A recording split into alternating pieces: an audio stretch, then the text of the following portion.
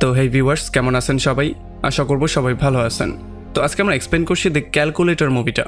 আর এই মুভিটা বানানো হয়েছে খুবই ভয়ঙ্কর একটা গল্প নিয়ে। আসলে একবার চিন্তা করুন এমন একটা জেল সম্পর্কে যেটা কিনা হাজার হাজার কিলোমিটার বড়। তাছাড়া সেখান থেকে পালানোটা হচ্ছে গিয়ে পুরোপুরিভাবে অসম্ভব। আর সেখান থেকে পালাতে গেলে মৃত্যুর যেই সম্ভাবনা সেটা হচ্ছে 199%। তো যার মানে বুঝতেই পারছেন কতটা ভয়ঙ্কর হতে যাচ্ছে আজকের ভিডিওটা। সো এই জন্য আমি বলবো ভিডিওটা শেষ পর্যন্ত দেখার জন্য, আর নয়তো অনেক কিছুই মিস করে ফেলতে পারেন। তো চলুন কথা না বাড়িয়ে শুরু করি আজকের ভিডিও। তো এই গল্পে শুরু হয় আজকের দিন থেকে অনেক বছর সামনে গিয়ে, যখন মানুষ পৃথিবী ছেড়ে বিভিন্ন গ্রহে গিয়ে বাস করা শুরু করে দিয়েছে। যদিও কিছু গ্রহ তো খুবই সুন্দর ছিল, তবে কিছু গ্রহ এমনও ছিল যেখানে এমন অদ্ভুত রকমের জন্তু ছিল যেগুলো কিনা মানুষের জন্য ছিল খুবই বেশি ভয়ঙ্কর। আর তাছাড়া এই সবগুলো গ্রহতে শুধুমাত্র একটা সরকারেরই রাজত্ব ছিল। আর তখন আমরা টাইটেনিয়াম নামের এমন একটা গ্রহকেই দেখতে পারি, যেখানে তারা সবাই মিলে খুবই সুন্দর একটা শহর বানিয়েছে। আর এখানে এমন একটা সিস্টেম বানিয়েছে যেখানে মানুষজনের সমস্ত কর্মকাণ্ডের উপরে নজরদারি করা যাবে। আর এরপর আমরা ক্রিস্টি নামের একটা মেয়েকে দেখতে পারি, যে কিনা আসলে এই প্ল্যানেটের জেলের মধ্যে ছিল। আর একটু পরে আমরা আরও 10 জন কয়েদিকে দেখতে পারি, যারাও কিনা এই জেলের মধ্যে কয়েদি ছিল। আর তাদেরকে এই শহর থেকে বের করে দেওয়ার অর্ডার দেওয়া হয়েছিল। আসলে এখানে কাউকে মৃত্যুদণ্ড দেওয়া হতো না, তাদেরকে শহর থেকে বের করে দেওয়া হতো, কারণ শহরের বাইরে এত ভয়ঙ্কর জীবজন্তু ছিল যেগুলো মানুষকে নিমিষেই শেষ করে ফেলতো। আর যেহেতু তারা এখান থেকে পালিয়ে কোথাও গিয়ে বাঁচতে পারতো না, এই জন্য এটাকে ছোটোখাটো একটা জেলও বলা হতো। তো এখন এই 10 জন লোককে এক এক করে স্ক্যান করে তাদেরকে বের করে দেওয়া হয়। আর তাদেরকে এই ভয়ঙ্কর সমস্ত কিছু পার করে প্যারাডাইস আইল্যান্ড পর্যন্ত গিয়ে পৌঁছাতে হবে। তবে আসলে সত্যি হচ্ছে কি এইটা, যে প্যারাডাইস আইল্যান্ড পর্যন্ত এখন পর্যন্ত কেউ যেতে পারেনি। সো প্যারাডাইস আইল্যান্ড আছে কি নেই সেটা সম্পর্কেও তাদের কোনো আইডিয়া নেই। তো এরপরে ক্যাপ্টেন তাদের সবাইকে শহরের একেবারে শেষ মাথায় নিয়ে আসে, যেখানে একটা অদৃশ্য প্রোটেকশন গ্লাস ছিল। আর ক্যাপ্টেন যখন সেই অদৃশ্য প্রোটেকশন গ্লাসটা সরিয়ে ফেলে, তখন সে অ্যাভিন নামের একটা লোকের মুখ থেকে কাপড়টাকে সরিয়ে ফেলে। এরপরে ক্যাপ্টেন তাদের জন্য একটা লোহার বক্স নিয়ে আসে, যেটার মধ্যে তাদের সমস্ত প্রয়োজনীয় জিনিসপত্র ছিল। তবে এরপরে ক্যাপ্টেন তাদেরকে ওয়ার্নিং দিয়ে বলে দেয় যে তোমাদের হাতে এখান থেকে যাওয়ার মতো 1 ঘন্টা সময় আছে। যদি তোমরা এখান থেকে 1 ঘন্টার মধ্যে চলে না যাও, তাহলে গার্ডরা তোমাকে গুলি করে শেষ করে দিবে। আর এইটা শোনার পরে একটা মহিলা এত বেশি ভয় পেয়ে যায় যে সে ভয়ে এদিক সেদিক দৌড়ানো শুরু করে। তবে কোনোরকমই ক্রিস্টিন ফাইনালি তাকে শান্ত করে। আর তখনই ওল্ফ নামের একটা লোক তাদের সবাইকে বলে যে আমি এখন তোমাদের সবার সম্পর্কে জানতে চাই। আসলে ওল্ফ নিজেই ট্রাই করছিল তাদের লিডার হওয়ার, কারণ এর আগেও সে শহর থেকে বাইরে গিয়েছিল আর সে জীবিত আবার ব্যাকও করেছিল। তবে তখনই হঠাৎ করেই পেগান নামের একটা ভয়ঙ্কর জন্তু মাটি করে বাইরে আসে, আর সে তার শিকার নিয়ে আবারও মাটির মধ্যে চলে যায়। আর এইটা দেখার পরে তাদের সবার অবস্থা খারাপ হয়ে যায়।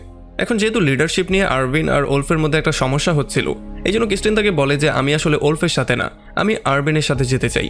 আর যেহেতু এখন 2টা গ্রুপে তারা ভাগ হয়ে গেছে, এই জন্য আরভিন তাকে বলে যে আচ্ছা আমাদের বাক্সটা এখন খোলা দরকার, আর এটার মধ্যে যা কিছু আছে সেটাকে অর্ধেক ভাগ করে নিয়ে যাওয়া উচিত। তবে এরপরে যখনই তারা বাক্সটা ওপেন করে, তখন সবাই পাগলের মতো যে যা পারে নিয়ে যায়, আর অরবিনের হাতে শুধুমাত্র একটা চাকুই পড়ে যায়। এই জন্য অরবিন তাদের সবাইকে বলে যে আমাদের সবাইকে এগুলো ভাগ করে নেওয়া উচিত, কারণ আমাদের সবাইকেই সার্ভাইভ করতে হবে। তবে তখন ওল্ফের গ্রুপের একজন এসে ক্রিস্টিনের উপরে আক্রমণ করারই ট্রাই করে।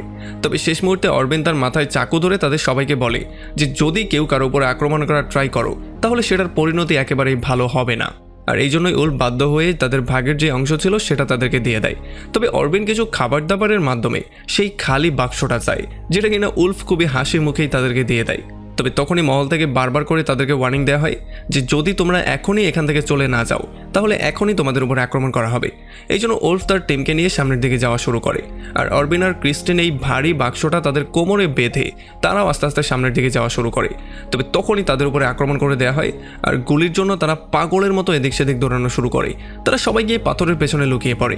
আর তখন অরবিন এই ব্যাপারটা বুঝতে পারে যে আসলে এই আক্রমণটা তাকে মারার জন্য করা হয়েছিল। এই জন্য সে দাঁড়া না হয়ে ক্রিস্টিনের সঙ্গে হামাগুড়ি দিয়ে সামনের দিকে যাওয়া শুরু করে। আর একটু পরে যখন তারা আরও একটু সামনে চলে যায়, তখন তারা দেখতে পারে যে ওল্ফের লোকজনও তাদেরকে ফলো করছিল। আর এরপরে ক্রিস্টিন অরবিনকে জিজ্ঞেস করে যে সত্যি কি প্যারাডাইস আইল্যান্ড নামের কিছু একটা আছে, কারণ এখানে তো কেউ কোনোদিন যেতে পারেনি। তবে তখন আরবিন তাকে বলে যে যদি প্যারাডাইস আইল্যান্ড নাই থাকতো, তাহলে সরকারের লোকজন আমাদের উপরে আক্রমণই বা কেন করলো। যদিও গার্ডদের বিশ্বাস ছিল আরবিন রাস্তাতেই মারা যাবে, তবে আরবিনের বিশ্বাস ছিল সে সেই পর্যন্ত গিয়েই ছাড়বে। আর এই জন্য আরবিন ক্রিস্টিনকে বলে যে তুমি আমার সঙ্গে থাকো, আমরা যেই কোনো ওয়েতে সেই পর্যন্ত গিয়েই ছাড়বো। আসলে কিছু বছর আগে এখানে যেই সরকার ছিল, সেই সরকারের প্রেসিডেন্টের অ্যাডভাইজার ছিল আরবিন।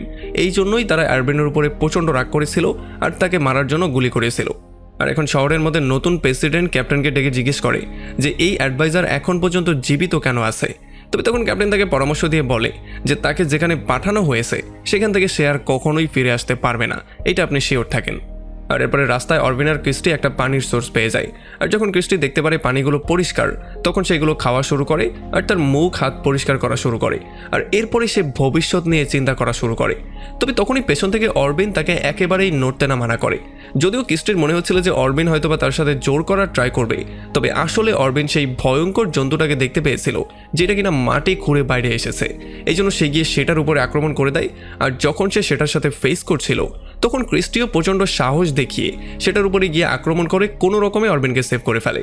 এরপরে যখন সে অরবিনের ক্ষতস্থানে মলম লাগাচ্ছিল, তখন সে অরবিনকে এটা ক্লিয়ার করে বলে যে কেন আসলে সে বর্তমানে এই অবস্থায় আছে। সে বলে যে একটা সময় একটা পুলিশ অফিসার তার সাথে জোর করে করার ট্রাই করেছিল, তবে যখন সে দিতে রাজি হয়নি, তখন সেই পুলিশ অফিসার কোনো অপরাধ ছাড়াই তাকে জেলের মধ্যে ভরে দিয়েছিল। আর এই জন্যই আজকে তাকে এখানে আসতে হয়েছে। আর তখনই এখানে ওলফ আর তার বাকি টিম মেম্বাররাও চলে আসে। আসলে তারা চাইছিল যে অরবিনের থেকে সেই খালি বাক্সটা নেয়ার জন্য। তবে এইবার অরবিন সেই জন্তুটার কাটা অংশটা তার লাঠির সঙ্গে বেঁধে তাদেরকে বিভিন্ন রকমের কৌশল দেখানো শুরু করে। আর এটার জন্য ওলফ প্রচণ্ড ভয় পেয়ে ক্লিয়ারলি বুঝতে পারে যে এখন যদি সে তার উপরে আক্রমণ করে তাহলে সে কোনোভাবেই তার সাথে পারবে না।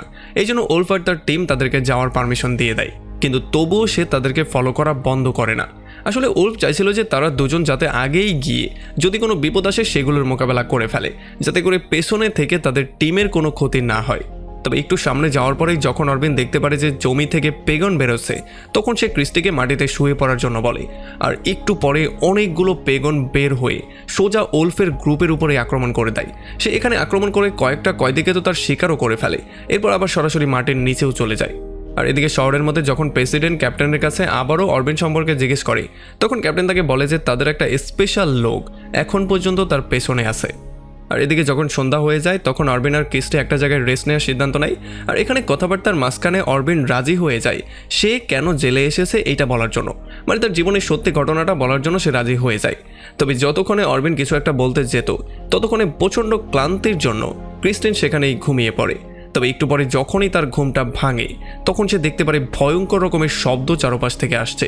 আর সে দেখতে পারে কোটি কোটি পোকামাকড় তাদেরকে মারার জন্য তাদের দিকেই উড়ে আসছে।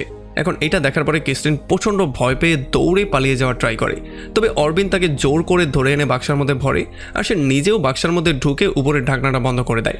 আর যখনই পোকামাকড়গুলো তাদেরকে ক্রস করে, তখন কোনো রকমে তাদের নিজের জীবনটা তো সেভ হয়ে যায়, তবে তাদের বাক্সার 12টা বেজে যায়। আসলে অরবিন এই বাক্সটা এনেছিলই এই জন্য, কারণ সে জানতো এখানে একটা ভয়ঙ্কর এমন আক্রমণ হতে পারে, আর এইটা থেকে তারা চাইলে বাক্সের মাধ্যমেই বাঁচতে পারবে। এই জন্য একটু পরে যখন সমস্ত কিছু শান্ত হয়ে যায়, তখন তারা বাক্সটা খুলে বাইরে বেরিয়ে আসে। আর বাক্সটাকে এখানে এমন অবস্থায় রেখে দিয়েই তারা আবারও সামনের দিকে আগানো শুরু করে। এখন অনেকক্ষণ ধরে হাঁটার পরে ফাইনালি তারা একটা সমুদ্রের পাড়ে চলে আসে, যেখানে আসলে চোরাবালি ছিল। আর যখন তারা আস্তে আস্তে করে সামনের দিকে যাচ্ছিল, তখন তাদেরকে ফলো করে ওলফের গ্রুপটাও সেই পর্যন্ত চলে আসে। তবে তখন ল্যালা নামের একটা মেয়ের মনে হয় যে যদি এমন করেই চলতে থাকে, তাহলে তো অরবিন আমাদের থেকে সবসময় আগেই থাকবে, আমরা তো এমনিতেই পিছনে পড়ে থাকবো, আর কে জানে কখন কি হয়ে যায়। এই জন্য সে অরবিনের কাছ পর্যন্ত যাওয়ার জন্য দৌড়ানো শুরু করে। আর যখন ওলফ তাকে থামানোর জন্য তার পেছন পেছন দৌড়ায়, তখন সে নিজেই চোরাবালির মধ্যে আটকে যায়। আর এগুলো দেখার পরে ল্যালা তাদের সবাইকে বলে যে আসলে অরবিন আগের প্রেসিডেন্টের অ্যাডভাইজার ছিল, সো এই জন্য সে খুব ভালো করেই জানে যে কি করে এগুলো পার করতে হবে আর কি করে জীবিত সেই আইল্যান্ড পর্যন্ত যেতে হবে। তবে তখন ইয়ান নামের একটা লোক কোনো রকমে উলফকে টেনে চোরাবালি থেকে বাইরে বের করে। যাই হোক, এরপরে যখন এখানে আবারও সন্ধ্যা হয়ে যায়, তখন তারা আরও একটা জায়গায় রেস্ট নেওয়ার সিদ্ধান্ত নেয়। আর এখানে অরবিন ক্রিস্টিকে কাঁচা ব্যাঙ খাওয়ার জন্য দেয়। একটু পরে সেও সেগুলোকে খায়। আর এরপর সে তার সমস্ত সত্যিটা তাকে বলে। সে নিজেই তাকে বলে যে সে আগের প্রেসিডেন্টের অ্যাডভাইজার ছিল, তবে যখন এখানের সিস্টেমের কালো সত্যিটা সে জানতে পেরেছিল, তখন সে এখানের মানুষের মধ্যে এই সমস্ত ব্যাপারটা ছড়িয়ে দেওয়ার সিদ্ধান্ত নিয়েছিল, কারণ সে চাচ্ছিল মানুষকে অ্যাওয়্যার করতে। আসলে এখানে যেহেতু মানুষদেরকে সরাসরি মারা অ্যালাউ না, এই জন্য তারা জোর করে মানুষদেরকে এখানে পাঠিয়ে দেয়, যাতে করে তাদের মৃত্যু এখানেই নিশ্চিত হয়ে যায়। তবে এখানে আসার আগে অরবিন সেই সিস্টেমের মধ্যে এমন একটা সিক্রেট ভাইরাস দিয়ে এসেছে, যেটা কিনা একটা সিক্রেট কোড দিয়ে লক করা, আর সেই সিক্রেট কোডটা সে ছাড়া আর কেউই জানে না। আর তার ভাইরাসের জন্য কয়েকদিনের মধ্যেই সরকারের সমস্ত সিস্টেম ডাউন হয়ে যাবে, না কোনো সিসি ক্যামেরা না কোনো অস্ত্র, সব কিছুই কাজ করা বন্ধ করে দেবে। তবে এটা শোনার পরে ক্রিস্টিন তাকে বলে যে তাহলে তো সরকারের লোকজন পাগলের মতো তোমার পেছনে লেগে যাবে। তবে তখন আরবিন তাকে বলে যে ততদিনে আমার বিশ্বাস আমি এই জায়গাটা পার করে প্যারাডাইস আইল্যান্ড পর্যন্ত পৌঁছেই যাব। আর যদি একবার সরকারের সিস্টেম ডাউন হয়ে যায় তাহলে মানুষ আবারও নতুন করে নতুন সিস্টেম ডেভেলপ করতে পারবে, যেখানে এমন ভয়ঙ্কর কিছু লুকিয়ে থাকবে না। আর তখনই এদিকে আমরা দেখতে পারি সরকারের সিস্টেম আস্তে আস্তে করে ডাউন হয়ে যাচ্ছে, মানে এক এক করে সমস্ত কিছু কাজ করা বন্ধ করে দিচ্ছে। প্রথমেই কমিউনিকেশন সিস্টেমের স্যাটেলাইট কাজ করা বন্ধ করে দিয়েছে। আর এদিকে পরদিন সকালবেলা লায়লা আর বাকি যেই লোকগুলো ছিল, মানে যারা ওলফের গ্রুপ ছেড়ে সামনে চলে এসেছে, তাদের ফেস করতে হয় ভয়ঙ্কর কিছুর সাথে। আর যখন এখানে তারা ভয়ঙ্করভাবে চিৎকার করছিল তখন ক্রিস্টিন এই চিৎকারগুলো শোনার পরে প্রচণ্ড মন খারাপ করে ফেলে। আর সে সেই লোকটাকে গালাগালি করা শুরু করে যেই লোকটা মানুষকে এই ভয়ঙ্কর যন্ত্রণার মধ্যে ফেলেছিল। তবে আসলে এই ভয়ঙ্কর যন্ত্রণার মধ্যে ফেলার প্ল্যানিংটা আরভিনেরই ছিল। তবে যখন ক্রিস্টি এইটা শুনতে পারে তখন তার মাথা আরও বেশি গরম হয়ে যায়। এই জন্য সে কান্না করতে করতে আরভিনের উপরে চিল্লাচিল্লি করা শুরু করে। সে তাকে সমস্ত কিছুর জন্য ব্লেম করা শুরু করে। আর এদিকে যখন ওলফ তার লোকটা নিয়ে এই পর্যন্ত চলে আসে তখন সে তার সমস্ত লোকজনকে পাথরের পেছনে লুকানো অবস্থায় দেখতে পারে। এই জন্য সে এসে তাদেরকে হুমকি দেওয়া শুরু করে। আর লায়লা তার জীবন বাঁচানোর জন্য ভয়ে তাকে বলে দেয় যে আসলে তাকে আরভিনকে মারার অর্ডার দেওয়া হয়েছে। যদি সে আরভিনকে মারতে পারে তাহলে সরকার হেলিকপ্টার নিয়ে এসে তাদেরকে এখান থেকে উদ্ধার করে নিয়ে যাবে।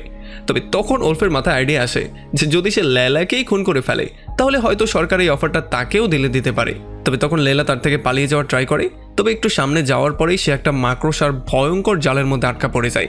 আর বেচারি সেখানেই প্রচণ্ড চিৎকার করতে করতে মারা যায়। আর এদিকে যখন ক্যাপ্টেন জানতে পারে তাদের গোয়েন্দার মৃত্যু হয়ে গেছে তখন সে সার্জেন্ট ম্যাথিউসকে একটা ভয়ঙ্কর অস্ত্র দিয়ে পাঠায় অ্যাডভাইজারকে খুন করার জন্য। আর অন্যদিকে রাস্তায় ওলফের আরও একটা লোকের মৃত্যু হয়ে যায়, তাও ব্যাগের মধ্য থেকে কিছু বালু বের হওয়ার কারণে। আর তখন ইয়ান আরভিন আর ক্রিস্টিনের কাছে গিয়ে তাদেরকে একটু অন্যমনস্ক করে ফেলে, যেই জন্য সে ওলফের জালের মধ্যে ধরা পড়ে যায়। আসলে এখন ওলফ তাকে রশি দিয়ে বেঁধে বন্দি এই জন্য করেছে কারণ সে চায় যদি সে আরভিনকে মেরে ফেলে তাহলে হয়তো সরকার তাকে ফ্রি করে দিলেও দিতে পারে। আর এখন যেহেতু আরভিনের কাছে অন্য কোনো অপশন নেই এই জন্য সে ক্রিস্টিনকে এখান থেকে পালিয়ে যাওয়ার জন্য বলে। তবে তখনই ক্রিস্টিন তাকে কিস করে ফেলে। আর তখনই ওলফ এসে অরবিনকে দাঁড়া হওয়ার জন্য বলে। তবে অরবিন তার কোনো কথাই শুনতে চাইছিল না, মানে সে দাঁড়া হতেও চাইছিল না, সে হাঁটতেও চাইছিল না। এই জন্য ওলফকে বাধ্য হয়েই তাকে কাঁধে করে তুলে সামনের দিকে আস্তে আস্তে আগাতে হয়। আর তখন এদিকে আমরা দেখতে পারি সার্জেন্ট ম্যাটিয়াস তার টিম নিয়ে চলে আসে পুরনো জেলখানার মধ্যে, যেখানে কিনা কিছু ভয়ঙ্কর কয়েদি বাস করত। আর তখন এখানে ওলফো আরবিনকে নিয়ে চলে আসে। আর সে আরবিনকে একটা কোনায় রেখে দিয়ে সোজা চলে আসে সার্জেন্ট ম্যাটিয়াসের সাথে ডিল করার জন্য। তবে যতক্ষণে সার্জেন্ট ম্যাটিয়াস গিয়ে আরবিনের কাছে পৌঁছায় তার আগেই আরবিন সেখান থেকে পালিয়ে গিয়েছিল। এখন ওলফ প্রচণ্ড ভয় পেয়ে তাকে বলে যে তুমি একেবারেই টেনশন নিও না, আমি তাকে আবারও খুঁজে বের করে তোমার কাছে নিয়ে আসবো। তবে সার্জেন্ট ম্যাটিয়াস এত বেশি রাগ করেছিল যে সে তাকে গুলি করে সেখানে মেরেই ফেলে। আর একটু খোঁজাখুঁজি করার পরে যখন সে ইয়ান আর ক্রিস্টিনকেও পেয়ে যায় তখন সে সোজা ইয়ানকে গুলি করে মেরে ফেলে আর ক্রিস্টিনকে তার সঙ্গে করে নিয়ে সামনের দিকে যাওয়া শুরু করে। আর তখনই অরবিন সার্জেনের সামনে চলে আসে আর সে তাকে বলে যে ক্রিস্টিকে ছেড়ে দেওয়ার জন্য, আর এর বদলে সে নিজেকে স্যাক্রিফাইস করতে ফুললি রেডি হয়ে আসে। তবে যখনই সার্জেন তাকে ছেড়ে দেয় তখনই সে পেছন থেকে তার উপরে বেহুশ হয়ে যাওয়ার একটা গুলি মেরে দেয়, যেই জন্য ক্রিস্টিন সেখানে বেহুশ হয়ে পড়ে যায়। আর এরপরে যখনই সে আরবিনকে শ্যুট করে মারতে যাচ্ছিল তখন ওলফ পেছন থেকে তাকেই সেখানে মেরে ফেলে। আসলে যদিও ওলফ অনেকটা আহত হয়েছিল, মানে সে তার শেষ নিঃশ্বাসগুলো নিচ্ছিল, তবুও সে সার্জেন্টের থেকে তার বদলা নিয়েই ছেড়েছে। আর তখন অরবিন গিয়ে ওলফকে তার জীবন বাঁচানোর জন্য থ্যাঙ্কস বলে। তবে তখন ওলফ তাকে পরামর্শ দিয়ে বলে যে প্যারাডাইস আইল্যান্ডে যাওয়ার ট্রাই পর্যন্ত করো না, কারণ এমন নামের কোনো আইল্যান্ডই নেই। আর এতটুকু বলেই তার সেখানে মৃত্যু হয়ে যায়। তবে এরপরে অরবিন ক্রিস্টিকে নিয়ে চলে আসে একটা সমুদ্রের পাড়ে। আর এখানে এসে তার মনে হয় যে যদি সেই সমুদ্রটা পার করতে পারে তাহলেই হয়তো সে প্যারাডাইস আইল্যান্ড পর্যন্ত পৌঁছাতে পারবে। এই জন্য নিজেই সে প্রথমে কিছু ঘাস এক জায়গায় করে সেটা দিয়ে ছোট্ট একটা আইল্যান্ড বানায় আর সেটা দিয়ে এই সমুদ্র পার করার সিদ্ধান্ত নেয়। আর এদিকে যেহেতু ক্যাপ্টেন এখন আর সার্জেন্টের সাথে যোগাযোগ করতে পারছিল না এই জন্য সেটা ক্লিয়ারলি বুঝতে পারে যে এখন আর অ্যাডভাইজারকে খুঁজে বের করার কোনো কারণই নেই। তবে তবুও সে তাকে খোঁজার জন্য লাস্ট একটা ড্রোন পাঠিয়ে দেয়। আর এদিকে যখন ক্রিস্টি জ্ঞান ফিরে পায় তখন সে দেখতে পারে যেই ছোট্ট আইল্যান্ডের উপরে তারা শুয়ে আছে সেটা আস্তে আস্তে করে ডুবে যাচ্ছে। আর এটা শোনার পরে তাদের সঙ্গে থাকা জো নামের একটা লোক সোজা সমুদ্রের মধ্যে লাফ দেয় যাতে করে এইটার উপর থেকে একটু ভার কমে যায় আর এটা ডুবে না গিয়ে ভাসমান অবস্থায় থাকে। আর আরবিন আর ক্রিস্টির জীবনটা সেভ হয়ে যায়। যদিও তারা তাকে বাঁচানোর অনেক ট্রাই করেছিল তবে আসলে কোনো লাভই হয়নি, শেষ পর্যন্ত ডুবেই তার সেখানে মৃত্যু হয়েছে। তবে এখানে যখন আরবিন আর ক্রিস্টি দাঁড়িয়েছিল তখন তারা দেখতে পারে তাদের কাছে একটা ড্রোন চলে এসেছে।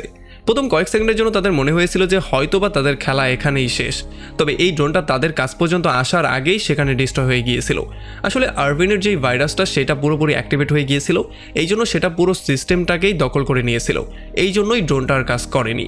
আর এটা দেখার পরে আরভিন প্রচণ্ড হ্যাপি হয়ে যায়, কারণ সে বুঝতে পারে যে এখন এই করাপ্ট সরকারের হাত থেকে দেশের সমস্ত জনগণ ফ্রি হয়ে গেছে। এখন তারা নতুন সিস্টেম ডেভেলপ করে নতুন করে জীবন শুরু করবে। তবে তখনই তারা দেখতে পারে তারা খুবই দ্রুত গতিতে একটা ঝর্ণার দিকে যাচ্ছে। এটা দেখার পরে তারা দ্রুত তাদের সেই আইল্যান্ডটা দিয়েই নিজেদেরকে ঢেকে ফেলে, আর তারা সেই ঝর্ণা থেকে পড়েও কোনো রকমে সেভ হয়ে যায়, যেটা কিনা একটা মিরাক্কেল থেকে কোনোভাবেই কম ছিল না। আর এরপর তারা একটা গোপন আইল্যান্ডে চলে আসে, যেখানে কিনা প্রেসিডেন্টের জন্য একটা বাংকার বানানো হয়েছিল। এটা ছিল সম্পূর্ণ সিক্রেট। আসলে এই বাংকারটার অন্য কেউ না, আরভিন নিজেই বানিয়েছিল, এই জন্য সেই বাংকারের সমস্ত কিছু খুব ভালো করেই জানতো। তবে এই বাংকারের লাস্ট যেই পাসওয়ার্ডটা ছিল সেইটা এখন পর্যন্ত সে জানতো না, কারণ সেই পাসওয়ার্ডটা প্রেসিডেন্ট নিজে দিয়েছিল। আর সে চাইলে বারবার করে ট্রাইও করতে পারবে না, কারণ যদি সে 2 বার ভুল পাসওয়ার্ড দেয় তাহলে বাংকারটা পুরোপুরিভাবে লক হয়ে যাবে। আর এই জন্য সে একটু ব্রেইন খাটিয়ে প্রেসিডেন্টের মতো চিন্তা করার ট্রাই করে, আর ফাইনালি একটা নাম্বার যখন সে দেয় তখনই ধাপ করে দরজাটা খুলে যায়। যদিও তারা এটার জন্য একটু ভয় পেয়ে যায়, তবে তারা অনেক বেশি খুশিও হয়ে যায়। আর এরপরে যখনই তারা মধ্যে আসে তখন তারা একটা ফাইটার জেট পেয়ে যায়। তবে তারা দেখতে পারে এখানে শুধুমাত্র একটাই সিট ছিল, এই জন্য আরভিন কিস্টিকে যাওয়ার জন্য বলে। তবে এইবার আর কিস্টি যেতে রাজি হয় না, সে সোজা এসে তাকে কিসি করে ফেলে, কারণ এখন সে আরভিনের প্রেমে পড়ে গেছে। আর এখন যেহেতু তারা 2টা বডি একটা শরীর হয়ে গেছে, এই জন্য কোনো রকমে একটা শরীরকে তারা সেই স্পেসশিপের মধ্যে ম্যানেজ করে সোজা সেই গ্রহ থেকে বাইরে বেরিয়ে চলে আসে। এরপর তারা সোজা পৃথিবীতেই চলে আসে, আর এখানের গভর্নমেন্টকে সমস্ত সত্যি ঘটনাটা বলে।